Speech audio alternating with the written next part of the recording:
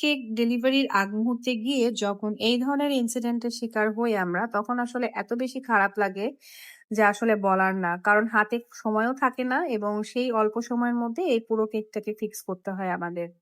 তো যাই হোক, এই কেকটার যে গানাশের অংশটা, সেটা ডিজাইনটা ছিল একদম কেকের মাঝের অংশটুকুতে থাকবে।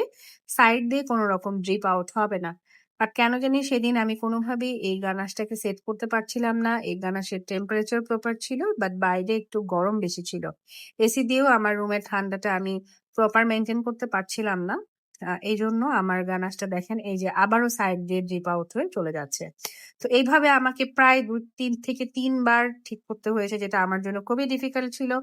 তারপরেও আল্লাহর নাম নিয়ে লাস্ট ফিনিশিং টুকু করে ফেলেছিলাম। দেখেন ফেস ফিনিশিং এ গিয়েও কিন্তু এই যে সাইড থেকে কিন্তু একটু, একটু করে ড্রিপ চলেই আসছিল। তো এনিওয়ে আমার হাতে আসলে সময়ও ছিল না। তো ওইভাবেই আসলে কেকটা ফিক্স করে পাঠিয়ে দিয়েছিলাম। তো যাই হোক, কেকের টেস্ট আলহামদুলিল্লাহ ভালো ছিল। লাস্টলি এটার ডেকোরেশনও খুব সুন্দর লেগেছিল। কিন্তু যদিও একটুখানি মিসম্যাচ ছিল, তারপরেও আলহামদুলিল্লাহ ভালোভাবেই হয়েছিল।